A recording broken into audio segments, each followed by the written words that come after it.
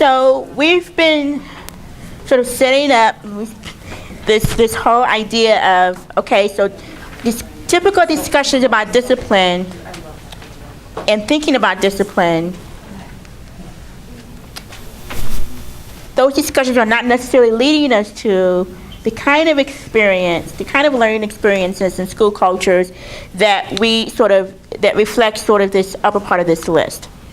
And we spend a lot of upfront time sort of talking about that, making the case.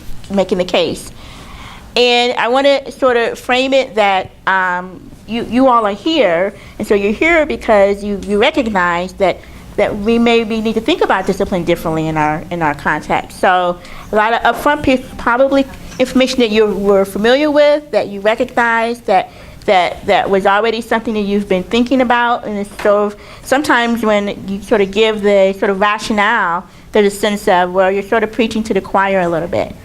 But it's important that we revisit. A good friend of mine and colleague would say to me,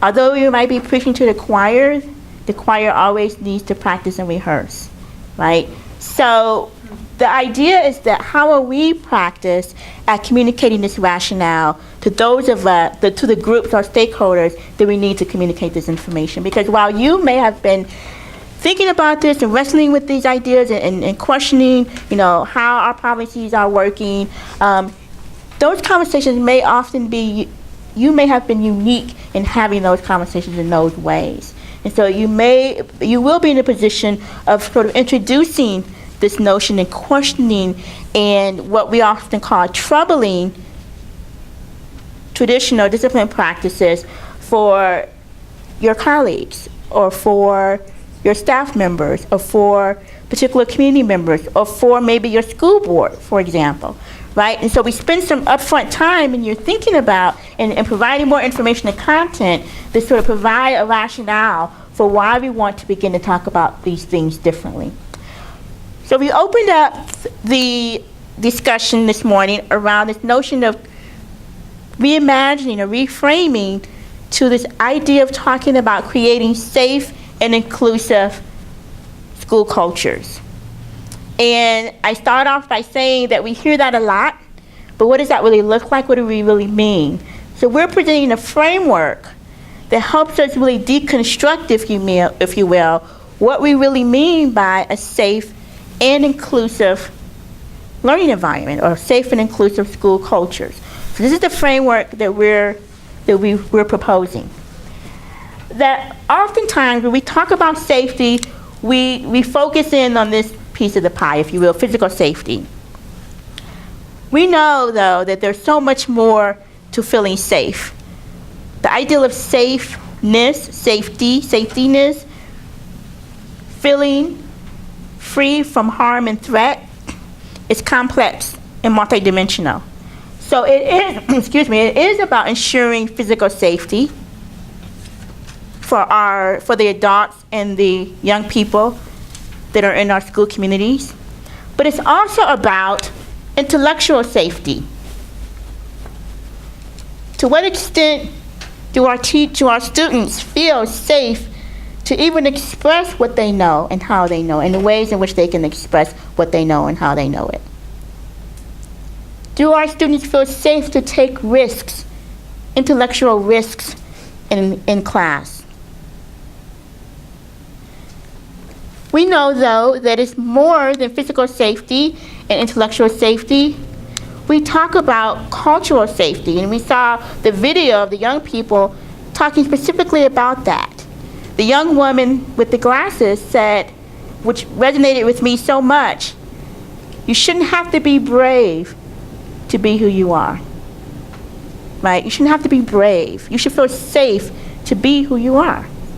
Are we creating environments in which our young people feel safe just to be who they are, how they come into our schoolhouse doors, and not have to put on a different sort of way of being or different coat or different mask or different way of demonstrating themselves in order to feel accepted, in order to feel safe. So cultural safety and inclusiveness. And then we have increased interest in districts looking at social emotional learning, right? So is there social and emotional safety? Do our young people feel safe to express their emotions, to express what they think, to express how they feel?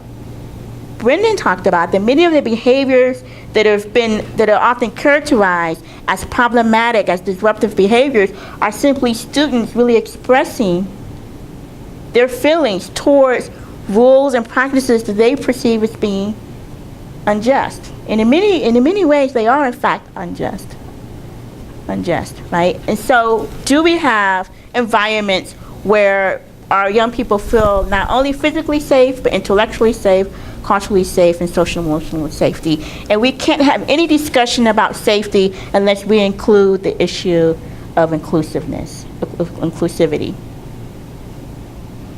I can't feel safe if I don't feel a sense of belonging, a sense of connectedness. If I feel like I'm marginalized. So we can't have one discussion about safety and not also have a discussion about inclusivity.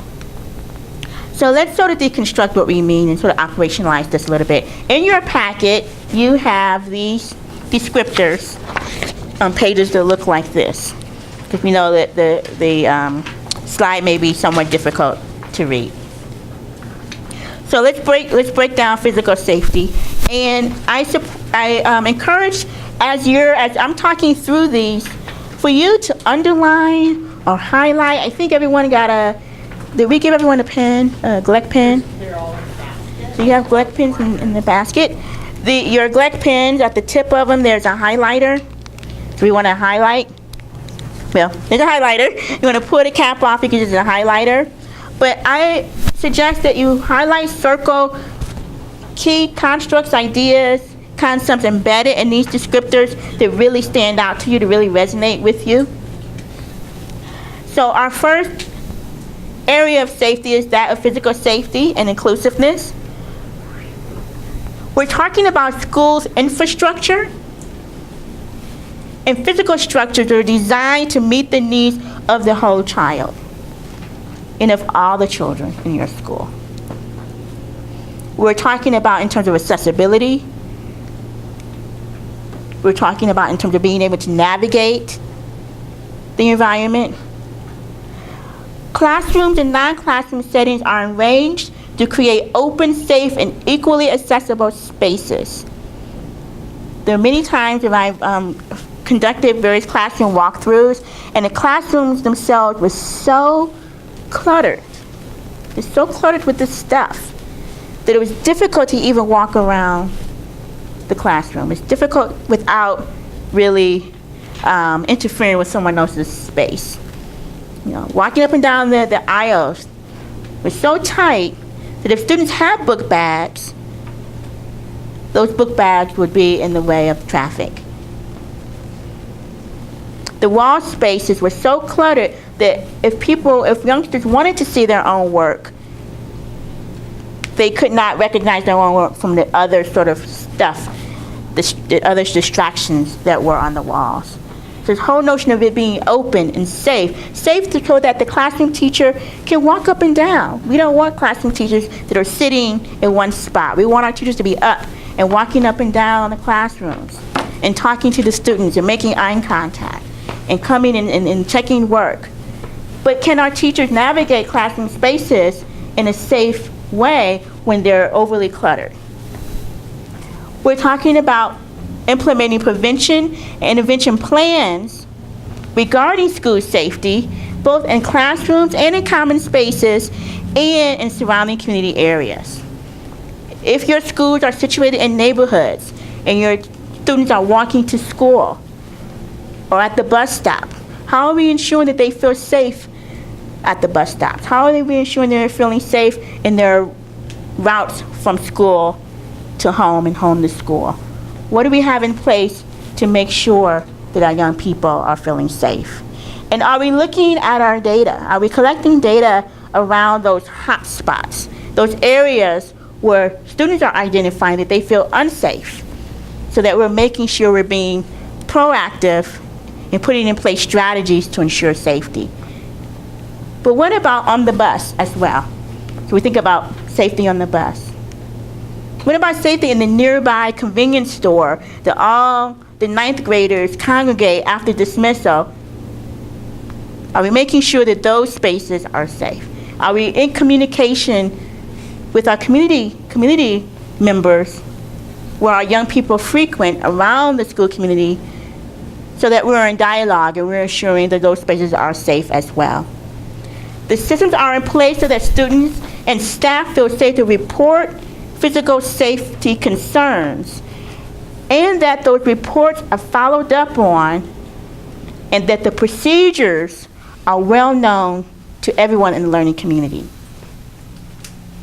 So we often have a safety plan, a safety crisis plan, and it's in the binder, and the binder is up on the shelf in the front office, but nobody really knows where the binder is. No one really knows what the crisis plan really is, or a select few. This is about transparency, and it's about involving everyone in the school community in thinking about the development of those plans, of those safety plans, of those crisis plans. Intellectual safety and inclusiveness. Intellectual safety, we're talking about classroom cultures where students feel safe to engage in discussion and activities without fear of judgment and reprisal. For me to demonstrate to a group what my thoughts are, what my opinions are about something, if I think I have a way of understanding something, for me to put that out there, that's a risky proposition. That requires me to take a risk. Am I in a classroom environment where I feel safe to take that risk? Think about the time where you were in staff meetings or any type of meeting. It could be a community meeting, staff meeting, and you had an idea, you had a thought about something that was being shared, a contribution that you wanted to make to that discussion, but you held back. You held back. Think about why you might have held back your thoughts. About all the different reasons why. You didn't think other people would understand where you were coming from. You didn't know if what you had to share was the right thing to share. You were concerned about how people may perceive your idea, that it may be met with criticism or critique. All those very real human kinds of ideas and responses that keep us from contributing who we are, those are the same experiences and feelings that our young people have. So how are we being intentional about creating classroom environments? Because we're asking students to risk a part of who they are, part of their sort of spiritual being of demonstrating their knowledge, their skills, their thoughts, their ideas. We're asking them to put that out there. Are we making sure that we're creating spaces where they're safe to put that out there? I would like to tell you that I've been in classrooms where it was not safe. That ideas were not just critiqued in an instructional manner, but criticized by peers and by the teacher. That if it wasn't the right way, the way the teacher wanted it to be, then somehow it was not recognized as being a valuable contribution. So we want to make sure our young people feel safe without judgment and reprisal. Students and teachers are supported to feel comfortable with the ambiguity inherent in the learning process. Learning is a wonderfully, wonderfully messy endeavor. It should be. Anytime we're being creative and innovative and we're sharing ideas, it's messy. It's not quite as clear sometimes. There's ambiguity. There should be. Do we feel comfortable with that as educators? Do we feel comfortable as sharing that with our young people? So it's not about always having the right answer. It's about contributing ideas and thinking through critically together. Yes. This is, again, I'm just going to point to the context we're in. At the same time that we hold up that idea of learning being messy, learning in some ways needing to have an open space to share, and students being willing to interrupt the script. We're also in an environment in which those scripts and the way in which those are assessed, and the way in which our evaluations create an environment in which teachers, right, adults in the building, as well as the other students, feel driven by keeping to a particular curriculum. We want to kind of recognize that this is a difficult proposition in the environment we're in, even as we hold this up as a good thing, right? We want critical thinkers. At the same time, we have a lot of incentives that drive things in particular directions, and that's a challenge for teachers, that's a challenge for principals, that's a challenge for students as we think about creating more open spaces for dialogue as a good thing. Yes. So how do we then navigate that, right? How do we come together, recognizing the reality of the different realities that we're contending with, but yet holding this as an ideal? How do we then come together to work towards that? So given the parameters, given some of the constraints, how can we realize these practices? Teachers incorporate multiple means of representing content, assessing student learning, and engaging students in the conception of daily instruction. So again, this whole idea of being flexible, of offering various ways in which students can engage and demonstrate their knowing. This whole notion of differentiation. But sometimes even differentiation can be somewhat rigid. So we're really talking about educators being much more flexible in how they're delivering content and also how they're accepting or receiving students learning and demonstrating what they know and how they know it. Providing formal and informal opportunities for students to critically reflect on and critique school and classroom norms. So Brendan again talked about this earlier. So we want our young people to be oriented towards creating socially just communities and be able to sort of speak up and communicate their thoughts and feelings. How are we ensuring that there are formal opportunities for students to do that, but also informal opportunities where they're, again, not punished for it? So there's some instruction that must go on there, right? We have to sort of provide opportunities for students to learn how to communicate their thoughts and frustrations in a way that's constructive. So there's instruction that's required about that, but the whole idea is that that's there, that those opportunities are there. Cultural safety. Schools and classroom cultures are such that students feel safe to be who they are and proud of their personal identities and their personal histories. So what are we doing as school administrators? What messages are we sending as district administrators and leadership are we providing? What practices are teachers engaged in, teachers and staffs engaged in order to demonstrate to students that they should be and it's recognized and they're valued, who they are, their cultural identities, their personal histories are valued and appreciated? Students know that their cultural backgrounds as well as their cultural practices are respected and highly appreciated. Again, how do we demonstrate that? How do we message that? Teachers recognize and utilize students' differences and provide culturally responsive and sustaining instruction through curricular materials and instructional strategies. So they're recognizing, they're appreciating, they're honoring student difference, and they're using that as a way of engaging students in teaching and learning.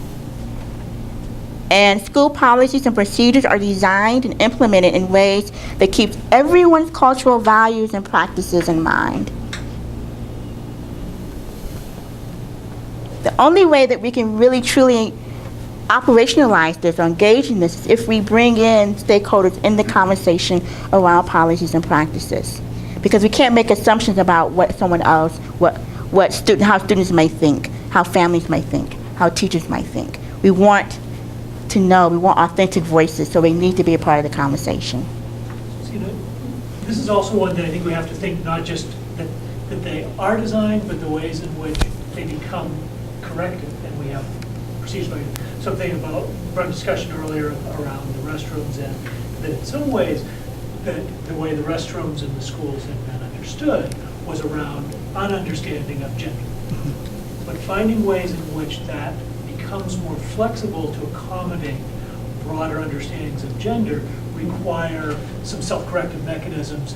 Those are not necessarily comfortable when we're thinking of policing policies. We're using policies to kind of manage that, but kind of figuring out ways as we think about the policies that those are designed to be adjusted and adapted as we understand that they are not as inclusive as we intended them to be. And so we have to kind of continually think about these not as a priori inclusive, but as becoming more inclusive, becoming more just, and how do we engage that? That I think allows a little more space to have the conversations that you were talking about, which your principal felt very anxious about change, and finding space for them to be able to say, no, we can do that. And then maybe that opening up new conversations, new spaces as well. I think that can be somewhat freeing to folks who feel like they have to manage the policy that's there, rather than they have to make the policies work. That ongoing continual reflection involving stakeholders and this sort of continuous improvement type of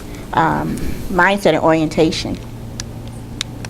And then lastly, social emotional safety and inclusiveness. School and classroom cultures are such that students feel safe to express their personal identities and cultural practices without being afraid of being punished, judged, or teased.